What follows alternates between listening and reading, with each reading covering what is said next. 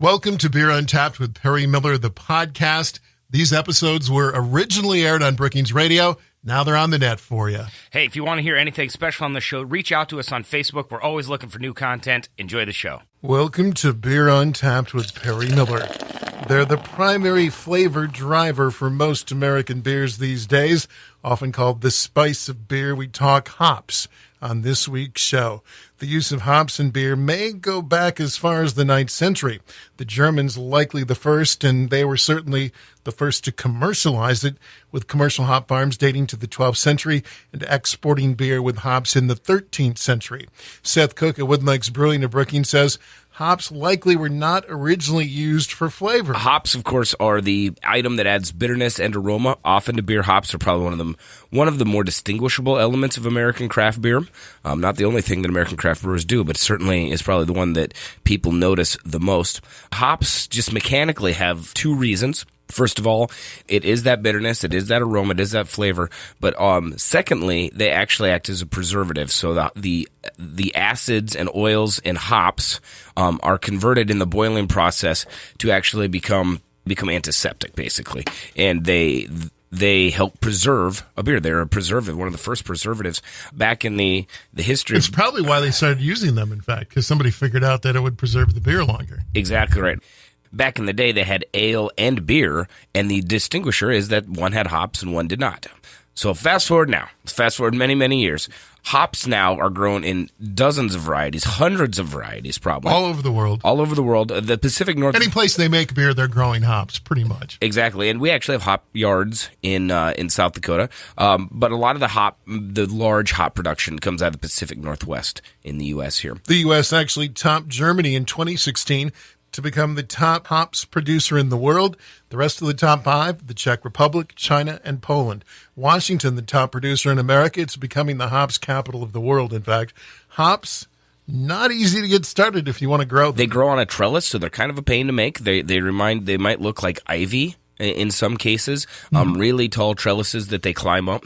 They're in the marijuana family. They're right. Their closest cousin is cannabis. The element that the brewers are interested are the alpha acids and the oils inside of them, and some of those volatile compounds for the aromas. And many of them do well in a cool, damp climate, thus the Pacific Northwest. That is correct, and they're not very friendly to wind or really they need to grow in very special conditions. They're a bit temperamental, but that's because they're flowers. At the end of the day, what the hop cone is we're harvesting the flower. More hops on Beer Untapped after this. Welcome back to Beer Untapped with Perry Miller as we talk about the favorite component of beer for American craft beer drinkers, hops.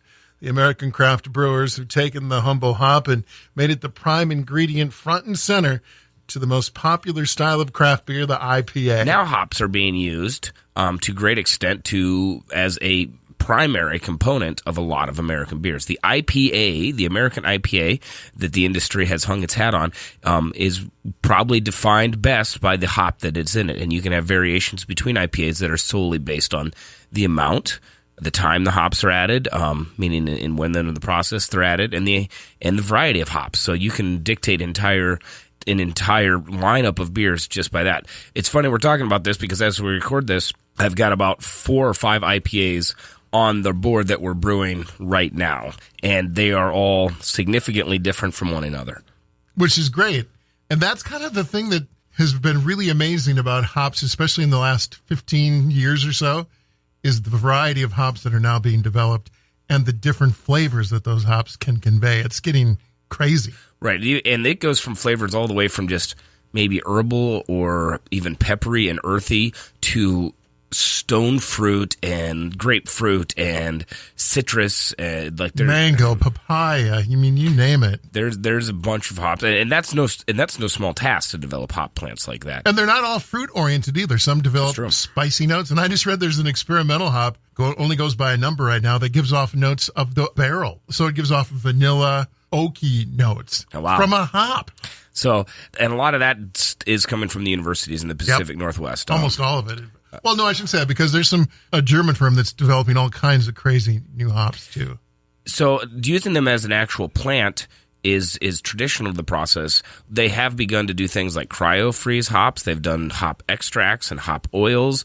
The industry... Hop powder? Hop powder. The industry has attempted to maximize the amount of flavor and bitterness they get out of these hops without maximizing the plant. So there's a whole inventory, a whole catalog of hop products these days that brewers have access to. That's it for this week's show. Until next time, drink local and drink responsibly. Thank you for listening to Beer Untapped with Perry Miller. Originally aired on Brookings radio stations K Country 102.3, The Hawk 107.1, and B93, and now here for your listening enjoyment as well. If you want to hear it live, it's every Wednesday and Saturday on those 3 stations. And of course, if you're not in the Brookings area to hear it live, you can find us on the internet on your favorite podcast player. If you like this show, make sure to rate and review, or maybe even tell your friends.